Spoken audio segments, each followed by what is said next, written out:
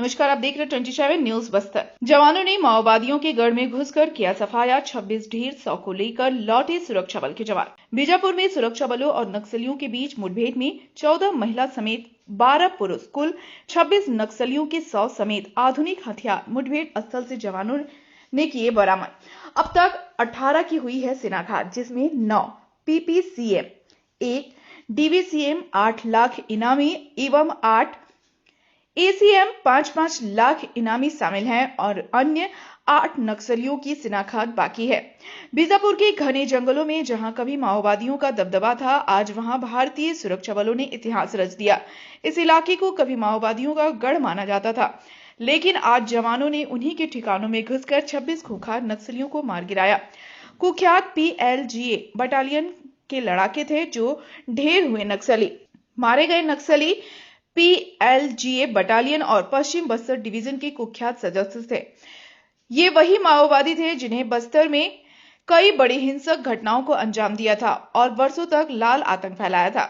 लेकिन भारतीय जवानों की बहादुरी ने अब इस इलाके को नक्सलियों से मुक्त करने की दिशा में बड़ा कदम उठाया है।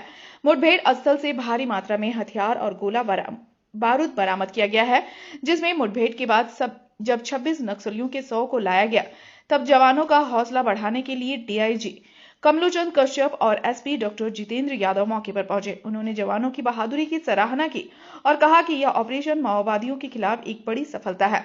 यह ऑपरेशन माओवादियों के लिए एक कड़ा संदेश है। अब बस्तर में लाल आतंक का अंत करीब है। सुकमा से रिजन गिरी की रिपोर्ट। जैसे पूर्व में बता दिए थे, 26 में 18 का शनाख्ती होगी, बाकी शेष 8 माओवादी का भी शनाख्ती कार्रवाई आगे जारी है। और वर्ष 2025 की बात करेगा, अब तक अलग अलग मुठभेड़ के पश्चात बस्तर संभाग के अंतर्गत टोटल 97 माओवादी कैडर का डेड बॉडी अब तक रिकवर की गई थे। इसमें जिला बीजापुर में सर्वाधिक जो सफलता हमको प्राप्त हुआ और बाकी जैसे अन्य जिला में भी नारायणपुर, दंतेवाड़ा, कांकर इलाके में भी हमको सफलता प्राप्त हुई। जैसे कल बीजापुर मुठभेड़ के समय दूसरी ओर जिला कांकर और नारायणपुर के सीमावर्ती क्षेत्र में भी कांकर DRG MBSF के संयुक्त अभियान संचालित की जा रही थी थाना छोटा बेटिया क्षेत्र में। उसमें भी 4 माओवादी का डेड बॉडी रिकवर की गई थी। उनमें से 1 महिला माओवादी कैडर और 3 पुरुष है। इनका भी शनाख्ती कार्रवाई जारी है। शाम तक इनका भी डिटेल्स प्राप्त हो सकता है। अभी भी उस इलाके में सर्चिंग अभियान जारी है।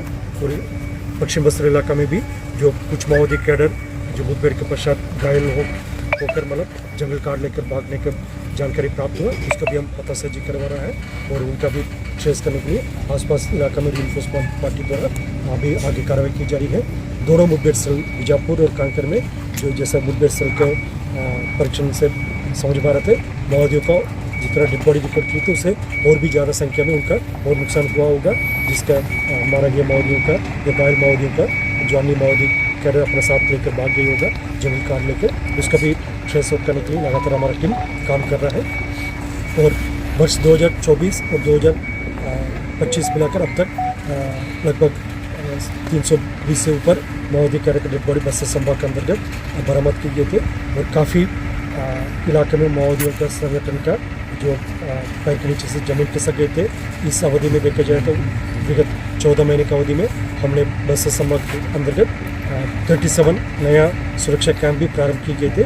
उसमें भी सर्वाधिक जो जिला बीजापुर में कैंप्स प्रारंभ किए गए थे, मतलब कैंप स्थापित किए गए थे, उसमें प्रमुख रूप से तर्रेम से लेकर पामेड़ तक जो विगत कई वर्षों से जो नक्सल के मजबूत आदर्श क्षेत्र के रूप में उसके देखे जाते थे, उस इलाके में जैसे कोरागुट्टा, जुड़पल्ली, वाटेवागू, इन सब कैंप स्थापित करने के पश्चात तर्रेम से लेकर पामेड़ तक पूरा एक्सेस कनेक्ट हो गए थे। इसके फ़ायदा क्षेत्र की जनता को प्राप्त हो रहा है। अंदरूनी क्षेत्र से लोग जिला मुख्यालय, ब्लॉक मुख्यालय तक आने जाने के लिए, शिक्षा को लेकर, स्वास्थ्य सुविधा को लेकर और अन्य जितना भी उनका व्यापार है, जैसा माइनर फॉरेस्ट प्रोड्यूसर्स का जो उसका सेल्स और के लिए, उसका खरीदी बिक्री के लिए, इन सब काम के लिए ये एक्सेस काफ़ी प्रमुख गेम चेंजर के रूप में काम करेगा। और दूसरी ओर हम उसूर से लेकर पुस्कुफा तक एक्सेस उसको भी कनेक्ट कर दिए। तो उसमें सबसे लास्ट भीमारम में जो कैंप प्रारंभ किए थे, मलिमपंटा भीमारम में, वो कैंप भी विगत 10 दिन पहले स्थापित किए गए थे।